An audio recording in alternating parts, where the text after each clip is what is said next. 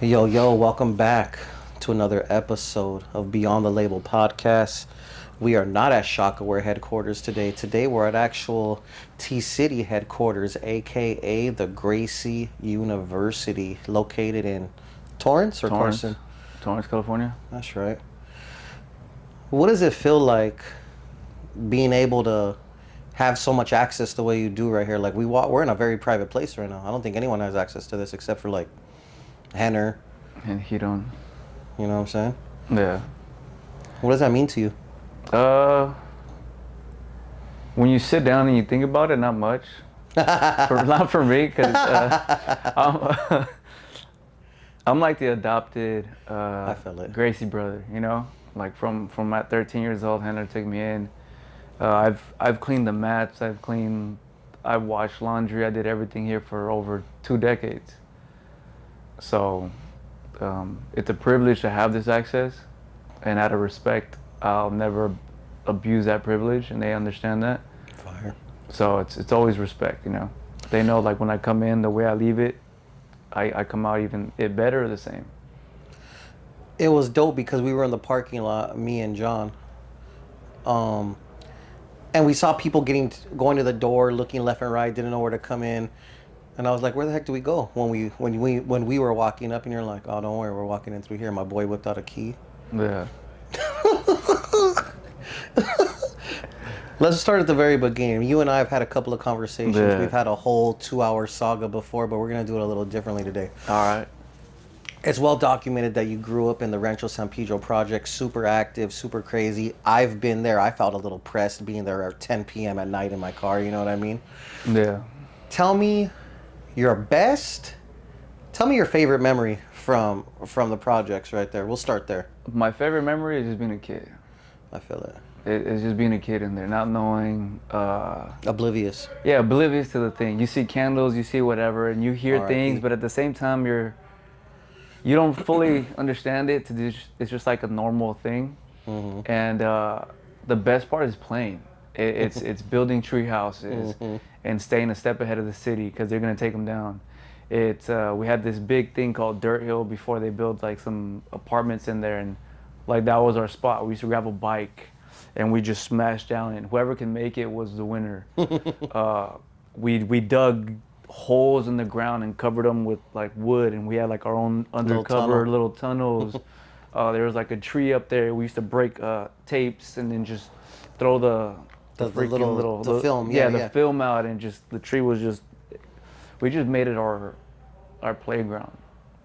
We went down to Ocean Market, you know, and take things, just run out with things. Facts.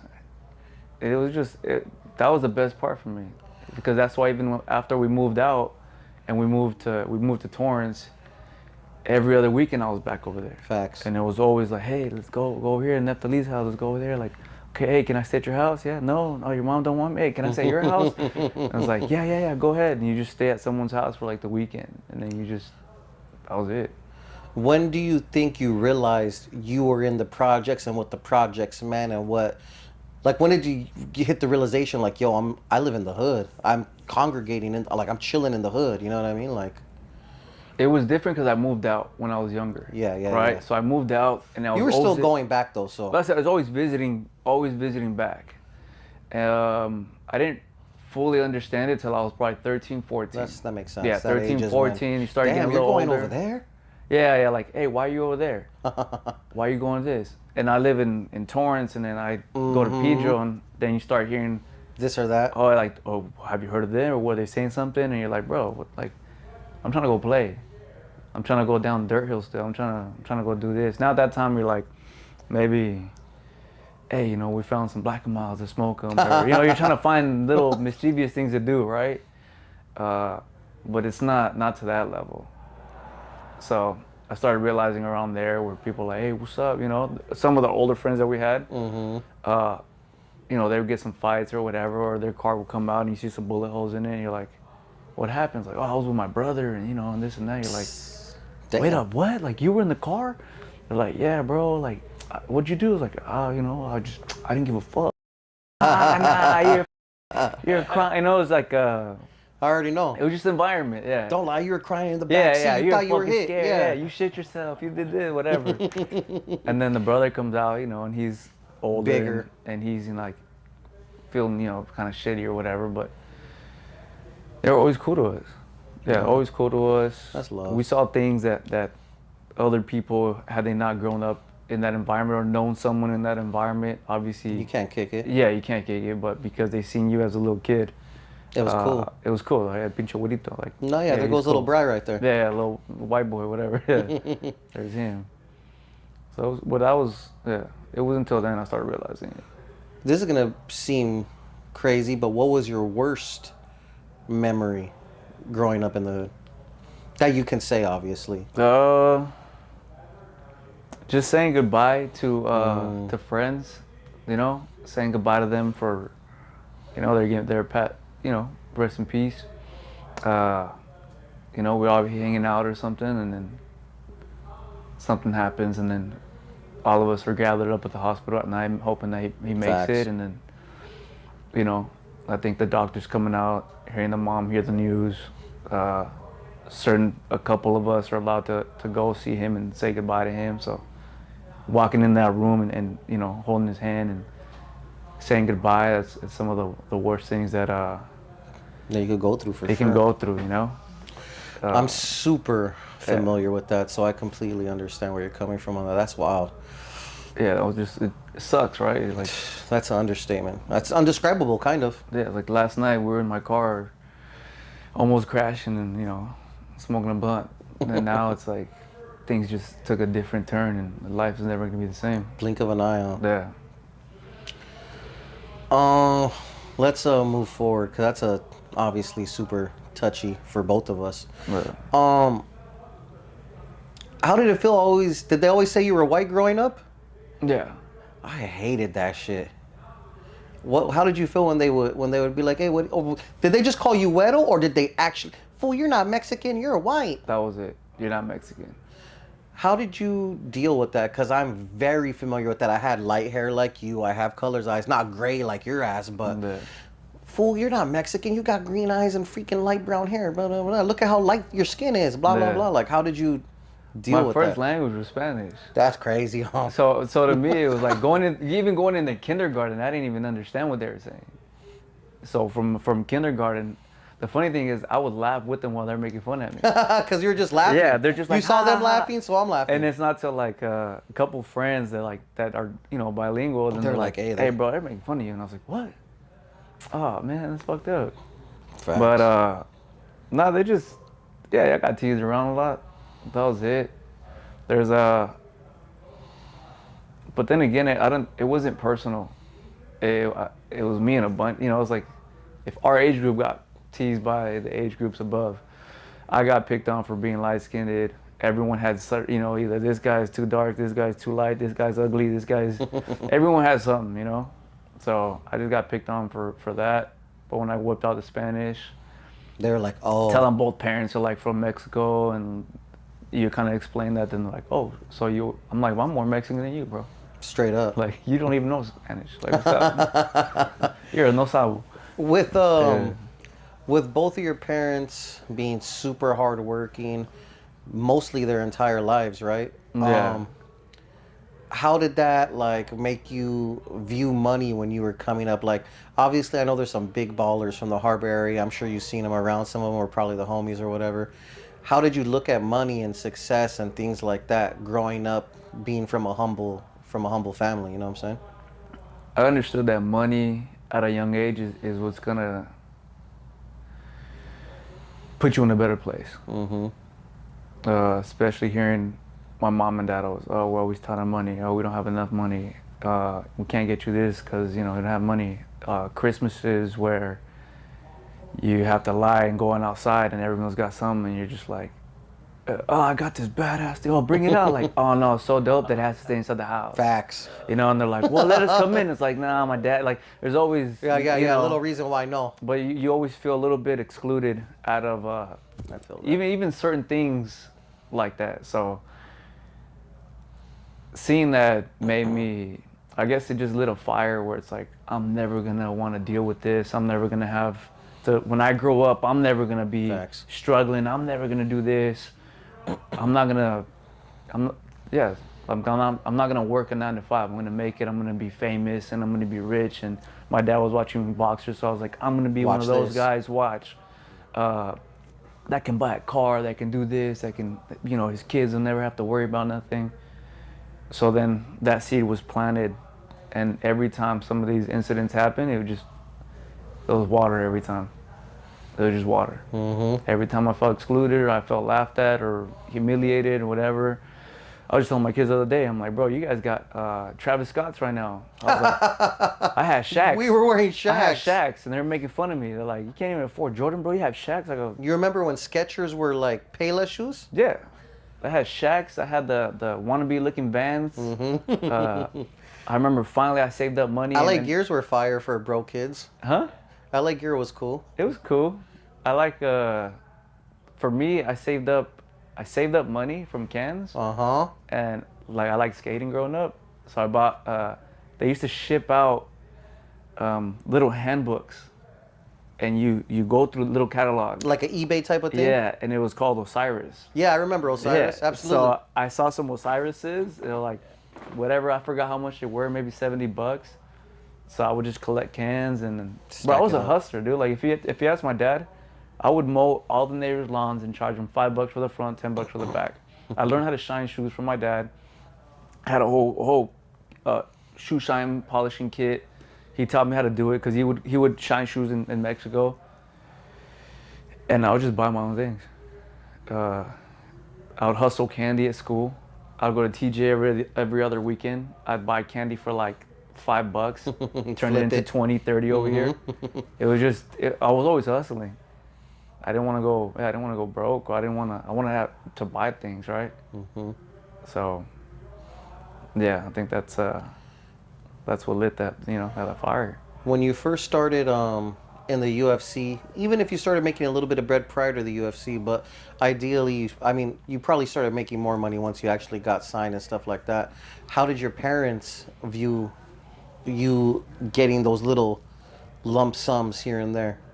Like, save your money, mijo. Don't do anything crazy. You know what I'm saying? Yeah, Like, I don't think my parents had the best financial advice. mm-hmm.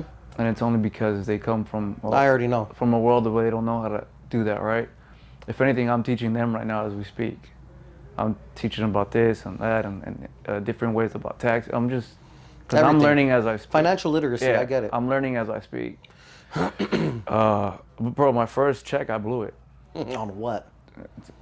Say it. Go ahead. I went to Sam's.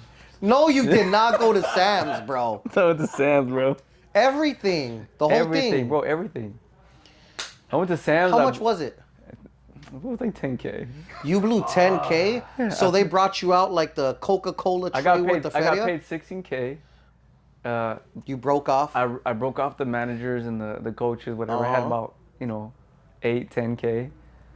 And then I was like, hey man, we're in the UFC. Fucking started throwing things. I felt like I was a man. How many hours did that last? Then I had to pay. That shit. Tell me why I thought we're the man, right? Cause they got big old bricks. stacks. Yeah, big old things. Man, they had. I probably had like 8 of them on the table. They gave us our own little table.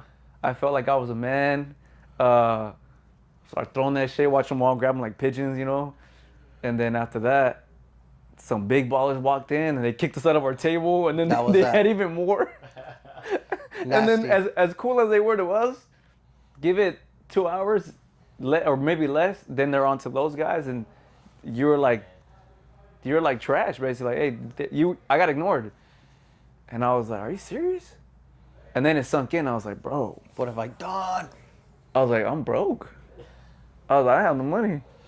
And then I didn't even know about taxes. So then later, like, oh, you owe a tax on that, like W-9. I was like, what you mean? So then I had to work to pay that and then pay taxes. It's just, yeah. So I learned every financial lesson the hard way. Sam's off, bro. Some girls were paying their bills that night. The next day, rather. Yeah, and I was getting in debt. Facts. That's wild, fool.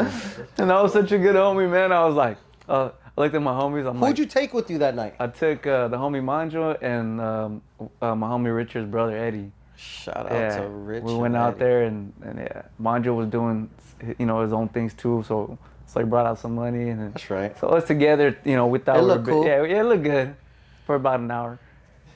Sam's. Yeah, Sam's. Nah. Legendary place, so shout out to Sam's Off, bro. Yeah, bro. Um, obviously, when you start to train here, like you said, they took you in. You just told us off camera a crazy story about Henner getting at you to do right, do better, etc., Yeah. etc. Entering martial arts and stuff like that, how did the discipline, having to be disciplined, not only to be here, but you got to be disciplined to control yourself and things like that, how did Yeah. that like affect you? It was like a slow transition. I felt like I was living two lives, right? For But sure.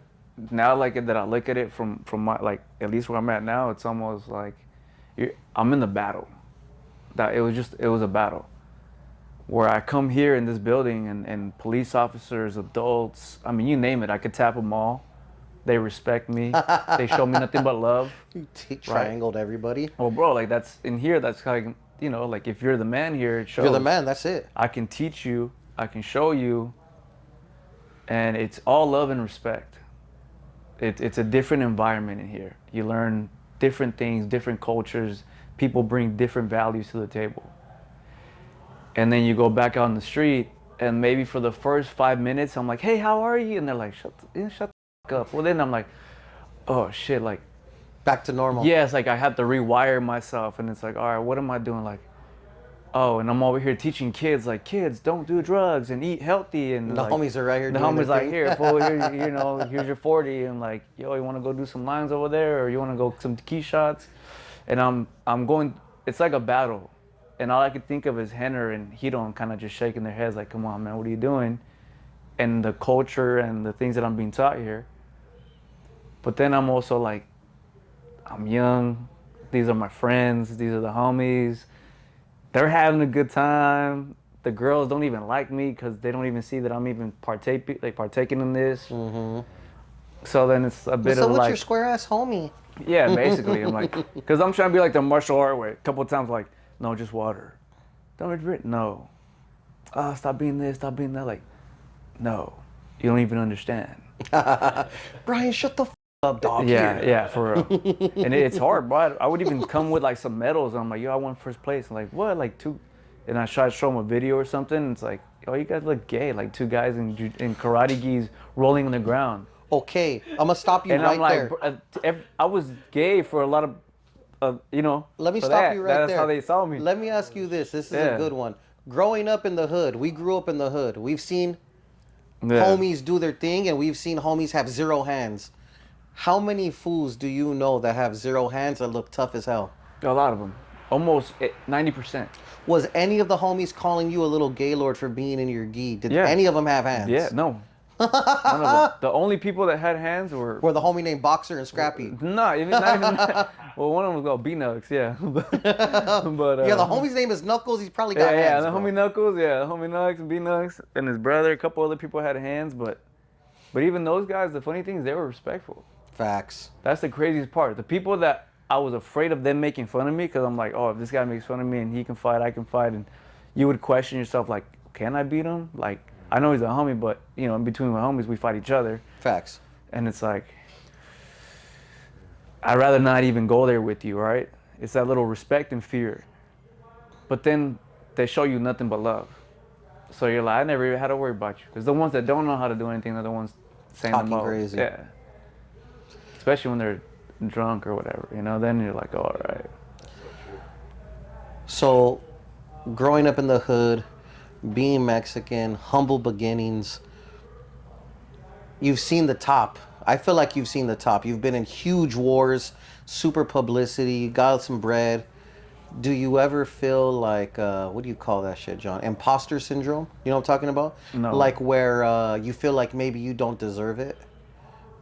I know you worked hard and earned everything you got, Yeah. right? But have you ever felt like, damn, I don't even deserve this. Why am I in this position? type thing. You know what I'm saying? It depends on my environment. Questioning your blessings Yeah. type thing. Sometimes when I enter certain environments, um, I've always kept my loyalty to everyone that I love and who's respected me. Mm-hmm. Whether it doesn't matter, you could be a janitor. I've treated Whomever. people who have $100 in their bank account better than those who have millions, out of just who you are as a human being. Mm-hmm. It does feel different, because it is different, you know. With someone that, that has money, you're like, yo, you want to take a trip over here and go over here and go to Europe and just have fun, and we should, those those types of Or foreign. conversations are foreign, but that also makes you look like a prick in front of them, right? Because you're like, yo, why are you talking about these things that I wish I could do? Facts. So you just have to gauge the environment for me, and it's like, all right, cool. Like, although you don't mean it that way, Of course not. it might come off this way. So just don't even speak about it. So it's like, learn your place, learn your environment, and yeah, it sucks, and I feel sometimes guilty because it's like, I wish I had more To bring everybody. so I could bring you guys with me. Mm-hmm. But it's like, UFC fighting is better than it was before, but there's still a lot of room for our growth. How often did you get called the Hollywood homie? Never, Oh, that's good. never. That's tight. They just tell me, oh, you had to go do some Hollywood shit. I go, Yeah. Like, oh, that's yeah, what's yeah, up. That's yeah, what's up. yeah. How was it? How was it? Are they Yeah, weird? yeah, Or yeah. how are they? Did they say shit? Or, hey, is it true? Like, that whole thing, like, where they tell you, like, if you want to make it, you got to come suck me off. Like, and, like, that's a question that they have, Yeah, for sure. And Now, especially in 2025, it's different. Like, hey, have you been to a Diddy party? yeah, basically, yeah. Like, hey, is it really like that? Or, hey, did they ever tell you, like, go, like, sell your soul? Or, like, it's always, it's just, like, it's a trip, bro. It's a trip. I'm not gonna lie, it's a trip. That's hilarious. Yeah, it's a trip. I feel like success can for sure, like, sometimes distance us from certain friends for various reasons. Yeah.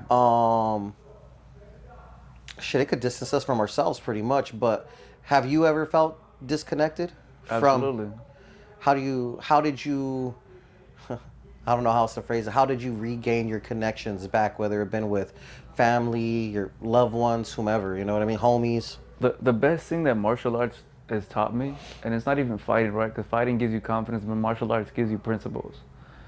It's power in who you are, your beliefs, what you stand for, and the ability to stay true to yourself. And it's a hard conversation to have with people, but if you do it in a loving way,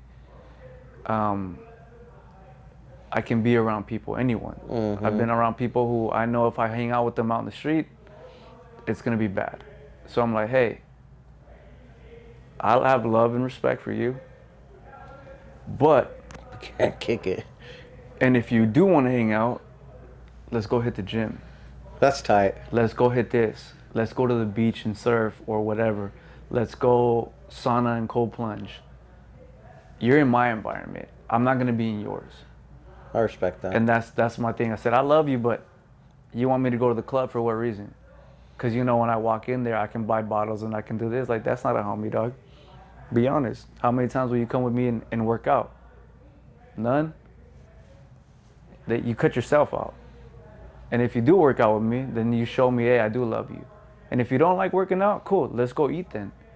Let's go do something. We can find everything that you have with everyone is a relationship, right? And Facts. a relationship worth keeping is a relationship worth fighting for. Even within homies, right? Hey, you love me, I love you. I'm still here at whatever you want to call me, but I'm still like, yo, what's up, bro? Where can I be safe? Where can I be me? Where can I still be influenced in a good way and take you with me? Are we good with that? Mm-hmm. If the answer is yes, perfect. The answer is no, it's like, I got love you, like I got love for you, and I wish you the best. For any connections that you've lost and regained, what have you actively done, I guess, to like not lose it again? You know what I mean? Like, me and John have argued countless times, but we're back together. Yeah. Like, how do you stay back together? You know what I'm saying? It depends too.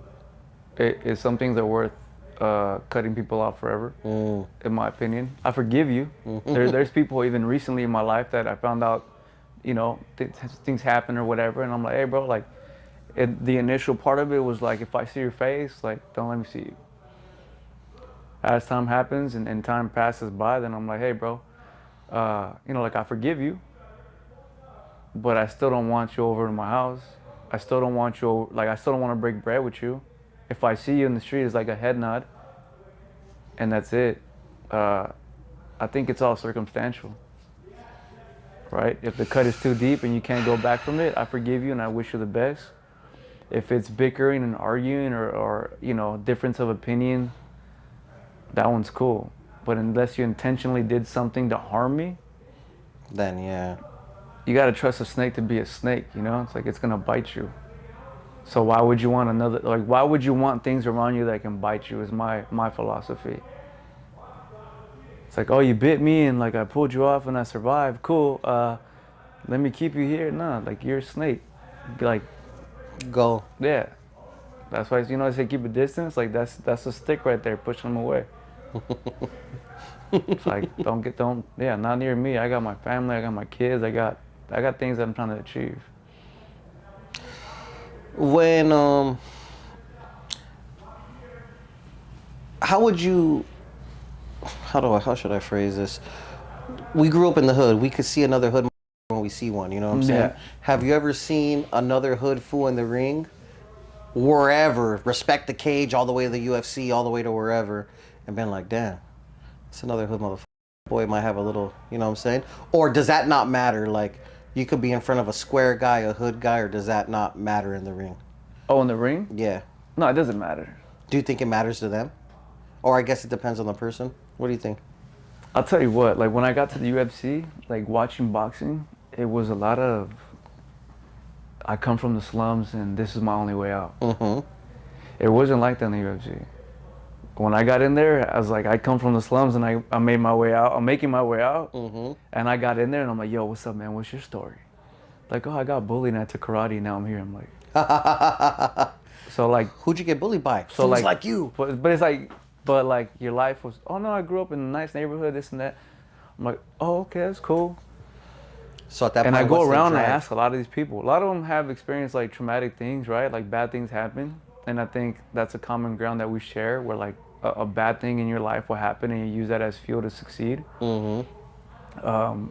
But neighborhood stuff and like politics and, drive-bys and all that, that's foreign. I think only me, D-Rod, like a very couple of us that I can tell you by hand that live that lifestyle and know who to be respectful to, who not to be respectful to, where to shut your mouth in the room, no matter who you are. Like, there's just a certain type of culture that exists growing up that way. Who would make you nervous if you saw them in the streets and not in the ring, or no one? Who would make me nervous? Like, what type of person would make you nervous? Let's start there. Oh, I'm afraid of hood motherfuckers. Yeah. You put a UFC fighter in a hood motherfucker, I'm afraid of the hood motherfucker. Why? Because they ain't got nothing to lose. I respect that. Bro, I've been the little ass fool. You think you're gonna fight? And I tell people all the time, like, you guys think you're badass because you can fight, you can kick people. It's like that little fool. By the time you're done fucking them up, you look down, your guts are hanging. Like, he got you, and it's like that's the guy that don't give a fuck. He don't have nothing to lose. So it's like, I'm gonna fear you in the street. Hell yeah, I don't want to see you. And you have to know that. And if you don't know that, you're gonna find out the wrong way by disrespecting them or thinking you're above them. So that's what I'm saying. Like, you grow up that way, you're just like, I'm gonna just stay quiet. Not worth the scars. Facts. Yeah.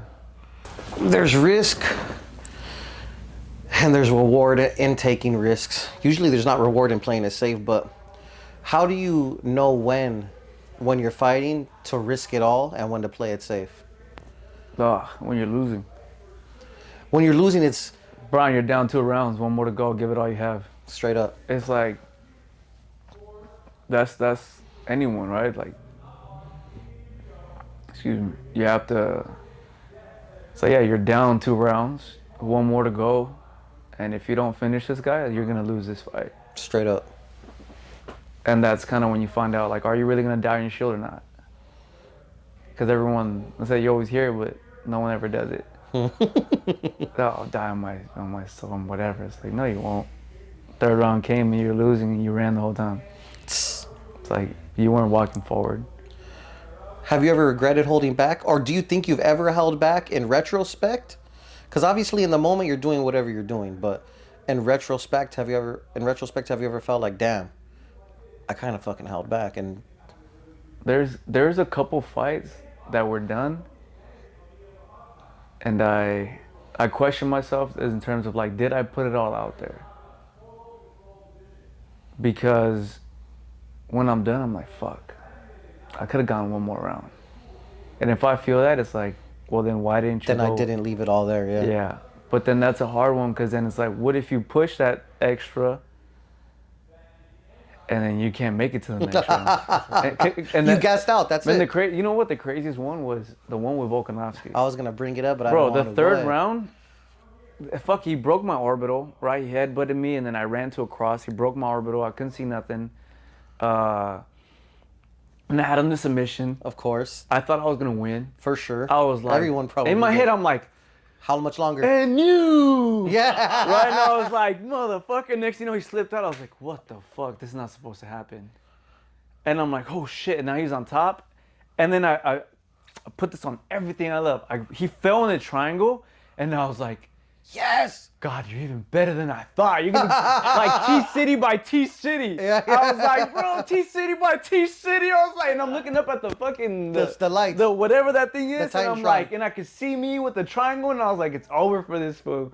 And next thing you know, he just jumps back and does nothing, and my legs fall apart, and I was like, you gotta be shitting me. And then I fucking go up, and we go, and I try to get another choke, and I fall. And then it's like, bro, I fall down. He's hitting me, and I'm trying to survive. And when I was so swollen that I couldn't hear shit. So when the bell ended, I thought it was over. I thought I got a TKO'd for the first time. So I laid down, and I was like, fuck this. I really just went out like that? Like, no fucking way. Like, it's over. And then the coach was like picking me up. I'm exhausted. No, of course. I'm dead exhausted. I'm like almost like, bro, stop touching me. Like, I lost. Because some coaches tell you, it's okay. Get up so you don't look weak. Yeah. It's like, he just fucked me up. I don't even care right now. Like, nothing matters. And they start, giving me advice. And I'm like, why are you telling me how to, like, why are you talking to me? As if I have another choice. And then they're like, seconds up. And I'm like, what? What the fuck is going on? Like, what is going on? We're fighting? Hold up, like, oh. I was so confused.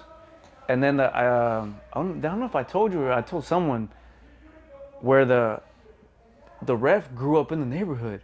Or not the ref, the guy on the commissioner. Yeah.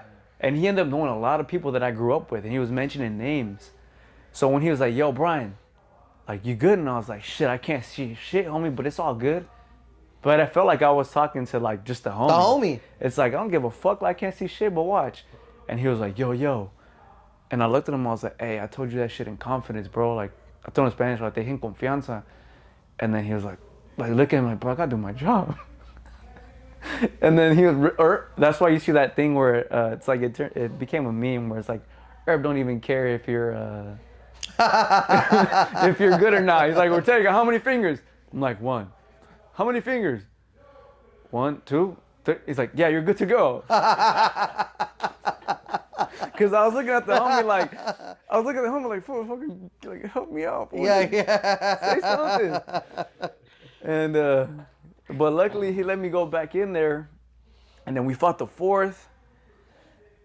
And then the 4th, I was a little bit tired. The 5th, I came back to life. And I was pressing forward like that last bit. And I got like a 2nd or 3rd win, I guess. And he was running from me, and I was just putting pressure and trying to hit him, and I couldn't, and the bell rang, and I was like, bro, I have this extra round. I got this extra round in me, and now it's over. And I almost wish we had a 6th round, which is like, yo, if this fight was till the death, like, watch what I can do. But we'll never find out. And that's what it is. 5 rounds, 30 minutes worth of fighting is a good enough fight. I was gonna give you right now an example of me losing, like in a Pop Warner fucking football game, but obviously that's never gonna equate to the big stage and the big lights. So I'll just ask you straight up. After huge losses and big losses and crazy ass wars like that, how do you? I feel like I might have asked you this before, but how do you recover emotionally from the fight? That one. The first time I lost was to Max. Vicious ass That fight. one crushed me. Did you isolate? Like, what'd you do? Uh, I mean, that one crushed me where even people who were part of my team started saying, like, you let us down, you know, like, they turned their back on me. That's crazy. So up to that point, I was always loved by everybody, UFC wise. Of course. Every fight, oh, you know, long hair, pretty boy, surfer, skater, you know, cholo surfer, whatever you want to call me, ladies guy, whatever. Solo surfer. And then I lost, and then finally heard all the negative, everything. It's like the floodgates opened. Of course.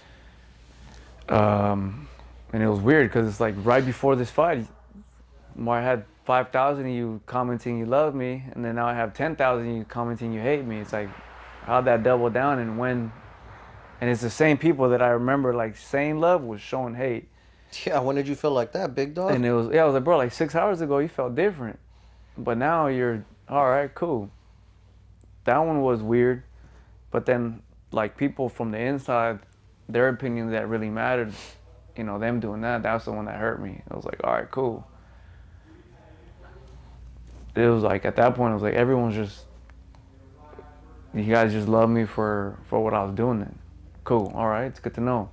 You guys don't really give a fuck about me at all. Not in this aspect, because none of it was like, how you doing? Where's your head at? How you feeling?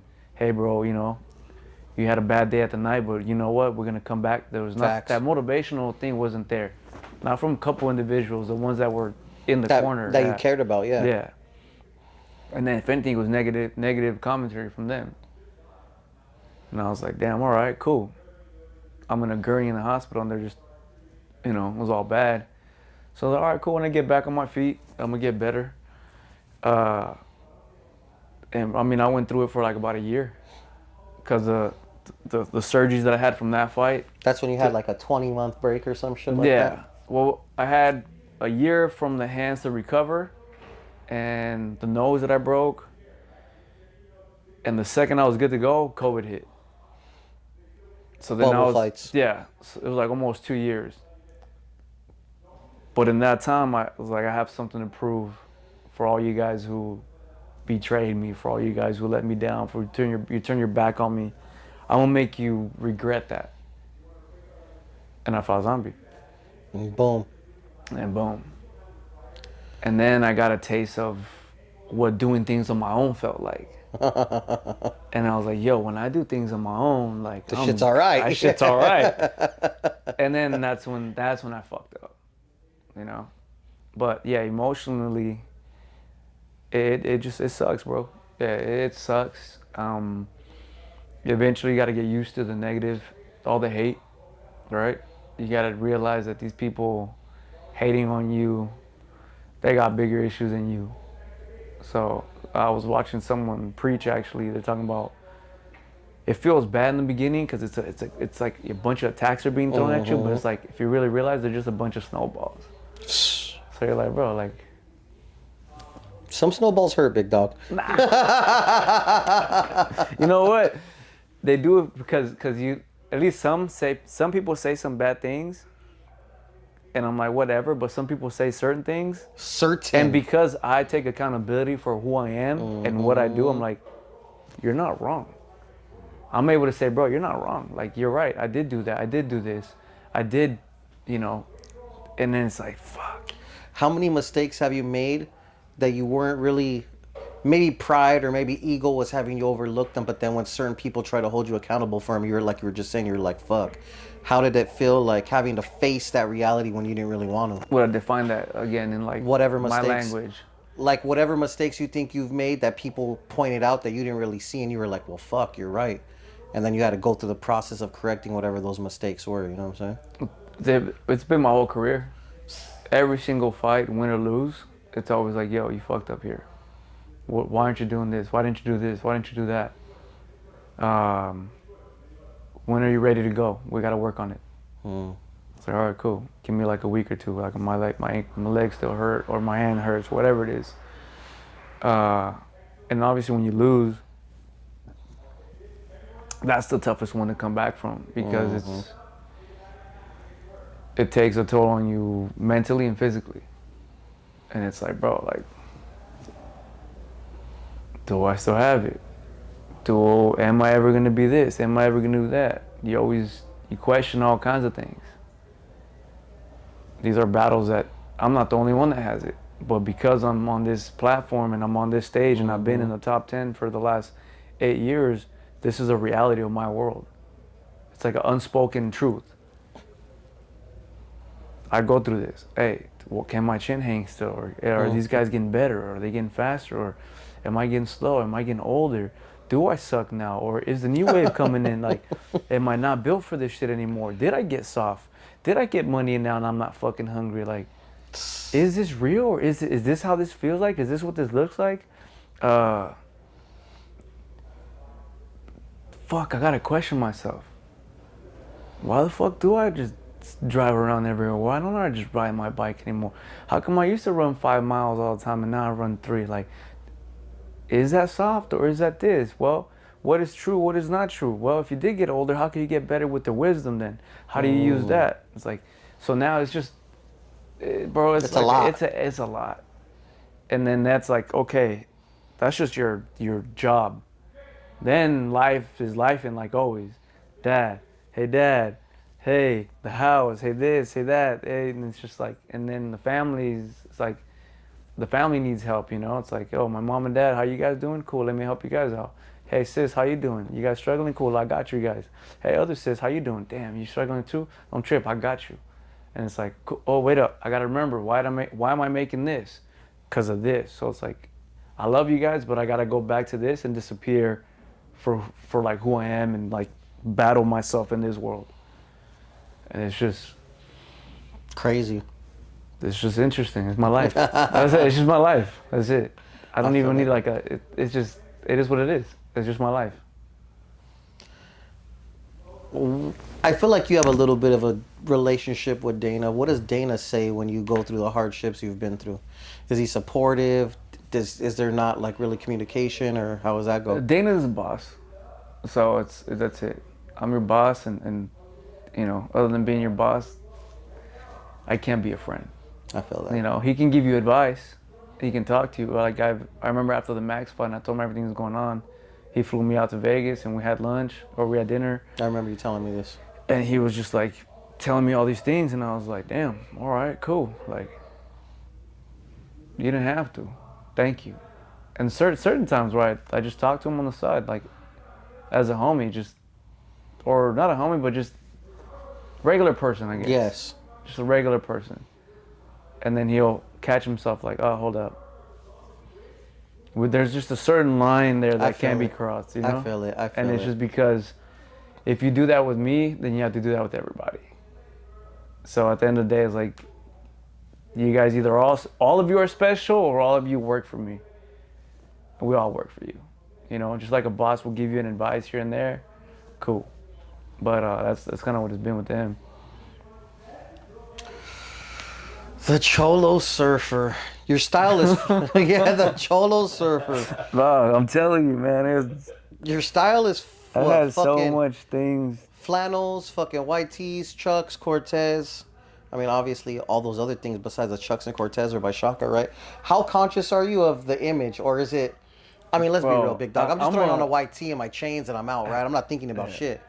Are you making conscious decisions like, yeah, I'm gonna style on them today and this or that? You know what I'm saying? I'm more of a chameleon. Where I'm going, I dress for the occasion. Yeah.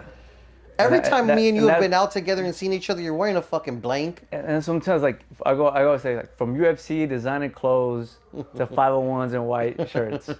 It's like, or you always see me shorts and a tank top.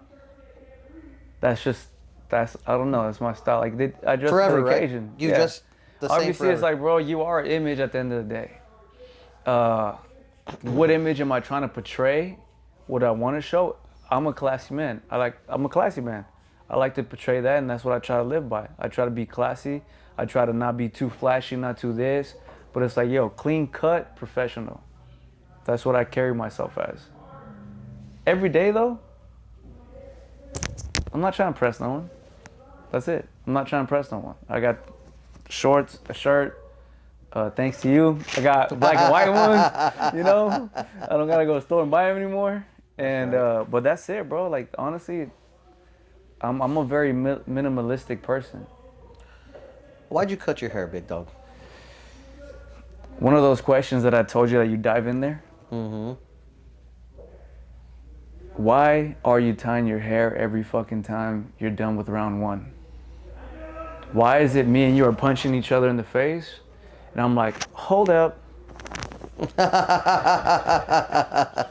Okay, let's go. It's like, are you worried about your looks or your job? Which one is it here, bro?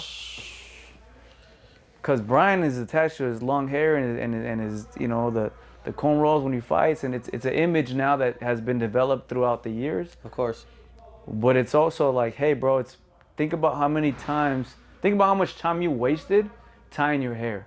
Think about how many times you wasted. Hold up, every round, everyone's already sparring and rolling and doing their thing, and I'm over here trying to figure out the fastest way to tie it. If I had crazy money, I'd just braid it every training session. But I don't. Or if I could teach my girl, but she ain't gonna do that. Oh, I almost forgot about this one. Talk to me. But yeah, so that's why I cut it off. If it's a distraction and it's taking up too much time for what I need to be doing, it's over. I gotta cut you off. I feel it. Plus, the 30s, I feel like this is my look. Earlier you said, well, it's not even earlier. Right now when we walked in, I saw countless law enforcement, military men, things like that. You said when you were growing up, you would see these same fools, you would tap them out, whatever the case may be, whatever happened in the gym happened in the gym. Yeah. Have you ever had an encounter with law enforcement in here where you gave them the business and then outside they fucked with you over it? Never. That's fire. Never, bro. That's, if anything, it's the opposite. They showed you more respect. The more I showed them love here. Right? Showed them love. Showed them love with some nice hugs. The more respectful they were to me. But not only that, but because I was 17, 16, 17, 18. You're a kid. And one story is this guy. He's a staple in my life. He used to be a teacher, then he became a cop. We got in a fight at the park with some people. I got down probably 2-3 times. I think 3. But it was by a fence. So we were training fighting. So it was easy. Pop, pop, pop, pop, pick him up, slam him on the ground, hit him, let him back up, repeat. So I felt like I was cheating. But I fucked these guys up. Well, the cops come. Me and Eddie take off running. This Eddie? No. Me and okay, Eddie, you're Eddie. Eddie that you went to the Sam's Hofbrau with. Yeah. So me and Eddie take off running, and then we end up like 2-3 blocks finally, and then we're by the house, and he's like, "Let's just walk out the door and walk." I was like, "Nah, fool, like trust me, don't do it. Let's just stay here hidden." He's like, "Nah, trust." So we're battling this. We walk. The second we walk, boom, I was like, "Fuck." I was like, "You think you can hide? You take off your shirt?" I go, "I'm wearing the same shit. I got some bright ass red shorts. Like, what am I gonna do?" I had Gracie fight shorts too. So then they arrested us. They said I had drugs, and then the Gracie fight shorts had no pockets. So it's impossible. So when the officer came in, he was like, "Yo, they say you were throwing drugs." I go, "Bro, where am I carrying them? Like, you know these shorts better than I do. Where would I put it? In the mouthpiece pocket? Like, you can't even reach in there. You gotta literally flip it out and like do the whole thing." So he was cool. He was like, "Yo, get out of here. But your homie's staying." And I was like, "Nah." I was like, "If he goes, I go." He's like, "Are you serious? Are you dumb?" I said, "No, but like, it's just I love the guy. It just is what it is. I got loyalty." And then the car came that arrested the other people, and then the people that we beat up came out of the room or the car, and they're like, "Yo, that's him." I said, "I told you I was only fighting. I didn't have drugs." So he was like, "All right, cool. Why were you fighting?" "Well, they said I was from here when I'm not from here." but they're still calling us this. So we said, fuck you guys, and we just met up here to fight. Boom, bang, pow. Whatever. And then we come back, and then they show nothing but love. Crazy thing is about that teacher, or that cop teacher, when he was a teacher, he took me to my first UFC at the Staples Center. That's fire. And he gave me the whole, like, if you anything can happen in your life. And I told him that day, I was like, yo, mark my words, I'm gonna fight in the UFC.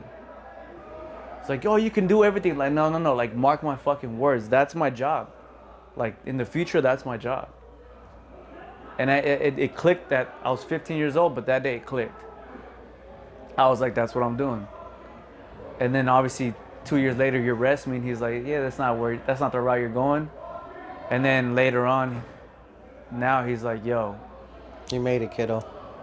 Yeah. That's He's like, fucking nothing fire. but love and respect. You said countless times in this interview you got into fights in the calles. How do you win a street fight? If you were to teach someone, like, hey, homie, I know you're watching this right now because Icon and me are doing this interview. How are you telling them how to fucking win a street fight? Just don't lose. Just shut the fuck I up. swear, bro, don't lose. You gotta do anything what you gotta do. Cheap shot them, jump them. Like, to me, it's just don't lose. We grew up dirty, bro. Like, That's facts. we grew up grimy. Like, if I'm talking to you, the homie's side hit, like, bah! It is what it is. So we were known supposedly as dirty, but we didn't give a fuck. Like, at the end of the day, like, we got beef. Fuck, I don't give a fuck. There ain't no ring, there ain't no nothing here. It's like, bro, we gotta handle what we gotta handle. Yeah, we gotta hurt you or you're gonna hurt us. So guess what? We're gonna hurt you. Simple as that. What would be your first move if you were to try to instruct someone how to win a street fight? What would be the first move you tell someone to do? Gauge your distance, and then depending on that, hit your shot. If they're in your face, elbow. If they're in fighting range, right cross. Never throw hooks. Everyone likes to throw hooks. Yeah, that's just getting But ducked. the fastest way from one point to another is in a straight line. Why would you go around? Just fucking take off. Take off fast and don't stop. And then look every 3 seconds. Just pop, and just look. Yeah, that's it. Yeah. Hit and look. That's it. That's how you survive. Hit and look and retreat and try to find the exit. How many times have you got your ass beat in a street fight? A couple times. One of the worst ones was by the USC football team. Fuck. Yeah. I was like 20, 21. And we fought all the linebackers. You weren't you yet. No, I had surgery on this one. I was fresh out of surgery, like 4 months. My girl was like 8 months pregnant. I was partying and just some words were exchanged, and I didn't like the way they're conducting themselves at the house, so some words were said, and obviously I was little, so I had an equalizer on me. And then the second they called me out on that, I was already setting up shop for the homies to walk around, and then the second I threw it, shit took off, and got hit by a linebacker and flew probably like, I don't even tell you where I flew. I flew far. I don't remember much, but when they said is you got hit, you rolled, and you popped up, and you just like, whoa! And then I started doing it again, and I got hit again. I flew again. And then right before I got knocked out, or I was gonna get knocked out, I was like this, and I just did this, and the guy just flew over me. And then that's the only reason why I didn't get laid out. But I was already wobbling. And I just see the big guy looking at me, and I just do this, like the, shit. I just do that, and he flew. He was so committed, he flew over me. And then the other homie started letting off some rounds in the air. And it dispersed everyone. And then it dispersed, and I was happy. I'm so glad you brought up being wobbly. Yeah. And your most recent fight, there's footage that they sent me. They're like, damn, your homie wasn't looking too good. And they sent me the footage of you looking really wobbly on the stage. Do you feel like talking about that? I gotta say it the right way, because some people are now giving me some grief. Because I did that movie premiere, and I was like, people are like, oh, you're like in a 30-minute coma. So then I said, oh, 30-minute coma. And they're like, someone sent me a message. There's a huge difference between unconscious and coma. And I was Man. like, oh, sorry, grammar police. Uh, I was asleep, however you want to put it. I don't So you remember were 30 minutes of my life. you were in China first and foremost, Yeah. and you were unconscious during your wake up for 30 minutes, is what you're saying. Yeah, I was riding the bike at like any other normal wake cut. I went out and I can hear things, but I can't open my eyes. Nasty. Finally, I'm in the ER. I realized 30 minutes later passed by, and they're saying, yo, you can still fight, take all this off. I said, cool, let's go. Took everything off, ripped the IVs, got the Uber from Alipay. There's a cool thing called Alipay. Yeah. It's like The food, Alibaba Uber, thing. everything in one app is dope. How are you managing this with the language barrier of you not speaking Chinese or I'm whatever just going like this. Just take this off. And then she's like, nope, I ripped everything off. I said, this. She was like, wait. I rip it off. The little blood comes out. I tell her this one. I'm basically letting her know, like, I'm not fucking around. Either you take it off or I'm going to take it off. They knew you were a fighter. Then she finally comes and, yeah. And then Pulls they it take out, off, hits you with the they Band-Aid. do the whole thing, Band-Aid. And then I try to leave. They said, wait. And then she did this. Send you Lady out. came in who actually... That's my fault. Speaking of being wobbly, big dog. Yeah. You were. Someone sent me some crazy ass footage of you looking not 100% at the weigh-in. Yeah. Run me through exactly what happened to you in China. I was cutting weight. It's normal weight cut. They all suck. I get a 15 minutes was the goal to get a drip, like a sweat, right? Just to say start sweating again. Yeah. 15 minutes was the mark that we're gonna go for like a bit of a round, and then we're gonna chill, and then we're gonna pick it back up. But the sweat came in at 15. Then they're like, yo, push hard for 5. Like, let's just get this. Fuck it. So I pushed hard, and then the motivation in the room was pretty cool. So I just started pushing, and then once I hit 20, it was just like, boom, that was it. I could, my eyes closed. I could hear everyone around me. A lot of people started freaking out. They stripped me of all my clothes except for my boxers. I guess they put ice down my balls, down my ass, all over my body.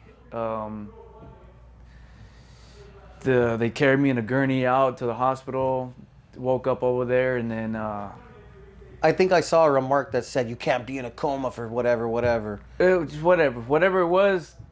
I wasn't. You were in a coma for 30 I minutes. took a as nap far as for I'm 30 concerned. minutes. Yeah, helps you, sure. whatever. Woke up in the hospital. The IV woke me up, right? Because it's finally in. And then I get a conversation saying, Aljo still agree to fight you as long as you're not over 155. Down assful. But I'm there, but I'm not there. Yeah, of course. But I just rip everything off. I was like, the fight's still here. Let's make it happen. The way I looked was not the way I thought in my head I was being. I thought I was pretty damn good. I thought I was pretty damn good, bro. I'm not gonna lie. I saw the video after. I was like, damn, I look like shit. And how are you telling these Chinese doctors and nurses like, yo, let me the hell out of here? Because obviously you don't speak, what is it, Cantonese or whatever it is? Mandarin. My bad. Yeah, but then I was just saying this, and she was like saying wait, so I just ripped everything off. Henner started helping me rip all the little sticky patches, because they're like a bunch of little sticky things. Shout out to Henner.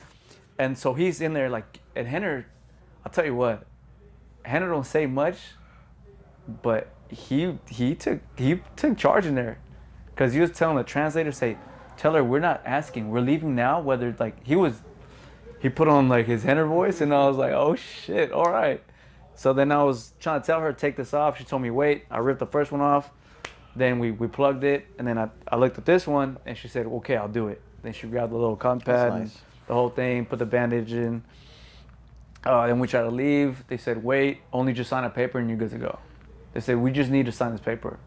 They weren't even trying to tell us to stay. The doctor was concerned, and she was like trying to like tell me, because she had broken English. She was like, please stay, don't leave, and like. And then I was looking at Henner and looking at her, and I was like, I'm around with the homie. Like, so, you might be a doctor, but the homie loves He me got more. me. He knows more. He knows what's best for me, you know. And the whole thing with him, he was saying, I'm not trying to force you to fight. I just don't want to rob you of that opportunity. He said, imagine if you just felt like shit, and then you eat and you feel good again, and now you can't fight, and you're gonna be kicking yourself in the head. He goes, the fact that he agreed to fight, shout out to Aljo for that, because everyone would take a lot of people would It's say, just an cool, easy way out. They can take their show money based off that, and they're good to go. He gets paid half a bag without ever fighting. And a lot of people take it. Or he could have been an asshole and said, yo, I'm gonna take 30% of your purse. He didn't do none of that. He just said, meet me here. Fuck Yeah, it. so he just said, meet me here. And I was like, all right, for him to do that, Shout out to him. It's like a shout out to him, but it's enough to respect to show up and show out for him, you know? Facts. Because we both grinded for 3 months. Facts. We both trained for 3 months. We both thought about each other on across the side for how long? And then you're gonna go in there and not show up? Regardless, yeah, I guess there's always people are gonna say, oh, your health comes first and this, and you know, you are right. I'm healthy, boy. You're right. Did I risk it? Absolutely. But I'm still here. We got paid, and not the outcome we wanted.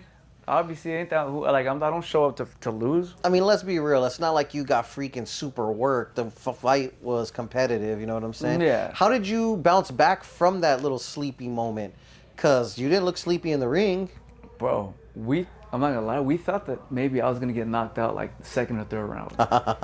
And you're down for being down. And we were just like, and I was just pissed because I said, damn, out of all the people who were gonna knock me out, it's gonna be Fucking this Al one. Jermaine with 0 knockouts. Yeah, and like, yeah, basically, like the fool who don't knock people out. And Respects, I was like, though, to the homie. Respect to the homie for what you do, but you're not known as a knockout artist. Yes. Had I got like knocked out by a Lopez or something, then it was like, fuck, Normal. okay. Yeah. Shit makes sense. But to me, it was like, damn, how am I gonna get hit by Lopez and come back from like the gulag, and then like just get jabbed in the third round and like go out? It's like it's Nah. from my rep, that shit was not good. But we chanced it. You know, you gotta chance it. And there's someone I quoted it wrong, but they said embarrassment is an undiscovered emotion. And they said because it hasn't been discovered and played with for so long, people stay away from it. And this is one of those things, right? Because of fear of failure, because it's all fear. That's cool. I went out there, I failed, done. It is what it is. You learn from it and you do it again. I'm fighting at the biggest stage in the world. Shit's gonna happen. Shit happens. Like, it's never gonna be perfect and it's never gonna be pretty. Do I train to win? 1,000%. And I said it before, it's not about how, it's what you do when you get up after this. Doesn't matter how many times you've been down, it's how you get up and keep going. And it sounds like a cheesy fucking Rocky movie or whatever, but that's really what it is. Yeah. It's like, bro, I'm getting up. How's my attitude? It's better. Am I bitter? No. I'm chilling. I'm better. What am I gonna do? Well, let's talk to everyone. Be straight up with me. What was I missing? Oh, your boxing sucked. We gotta work on it. Thanks, coach. I appreciate the love. That's honesty. Let me know how many days you want me here, and I'm gonna show up. Hey, what's up? What about this? We gotta work on this. We gotta work on that. Gotta work on this. Hey, your kicks, your Muay Thai, you used it in the third round, you had success, and then you just didn't use it anymore. What's up? Yeah, you're right, coach. I kicked his knee and my fucking ankle thought I broke it and I stopped. Oh, that's why? Well, guess what? That's because you're not kicking the back 1,000 times like you were before. You kick the hell out of Zombie, but now you kick him once and then you stop. You're slacking. And it's the ability that we talked about earlier without getting pissed off at him, which is like, all right, you got the mic, talk. I'm gonna shut up and I'm gonna accept it, and then I'm gonna do it. And then it's the battle with the man in the mirror after that. Are you gonna take the advice? Are you gonna listen to it? Are you gonna throw a fit? Are you gonna throw like a bullshit excuse, or are you just gonna man the fuck up and do it? And then what has to be done in order for this to happen? What happened with your diet? What happened with this? Did you cheat on it? No. Did you do the weight cut right? Yes. So we got to figure out what happened. This is the second time this happened, but this is the first time that's Gone that far. gone that far. Cool. Korean Zombie, we had a hard time. My head was bald. This one, I had no more hair to give. I went out. The math there was when you fly for over 14, 15 hours, you retain water. Get your ass there earlier next time. 3 weeks in advance. Fuck being comfortable here for 3 weeks. Go over there and be uncomfortable for 3 weeks. Like, how bad do you want it? So these are little lessons that I take from everything, and then you go back. These are the drawing board. We go back to it and we just draw it out, and we're still here. It's you know, that's what this is. Who you fighting next, big dog? Just tell us. I cannot say. So why you tell me off camera then? Grimy, I'm just kidding. I You didn't cannot tell me say. nothing. You didn't tell me nothing. It's gonna be dope though. It's gonna be dope. Who's your favorite white t-shirt, big dog? Shaka, bro. Come on now. Don't point at him. Point at me, big dog. Shaka, bro. Shaka. It's Shaka. We highly appreciate you. I'll tell you what, Shaka showed me nothing but love. And they say, go places where they see your value and they show you love and respect. And that's, the white t-shirts are everywhere, but it's you guys who make me want to keep going and work with you guys. It's you guys who make me feel loved, appreciated. And even after this fight, where you're still valued. Like, hey, what's up, bro? Here, nothing but love. And to someone like me, that means more than more than you'll ever know. For real. We highly appreciate you bringing us to your house, to Grace University. You are highly valued in our eyes. We love you, pal, all right? So with that being said, this has been another episode of Beyond the Label podcast. Thank you so much, Mr. Ortega, the legendary T-City. I was thinking about letting you put me in a triangle, but I'm not fucking down, big dog. I just had Taco Sinaloense right here down the street, and I don't want it to go all over the mat, so. No, we appreciate that. We're out. Shout out to everyone watching. Make sure you guys check out shakaware.com. Make sure you follow Brian. Follow Shakaware on Instagram. We're out of here.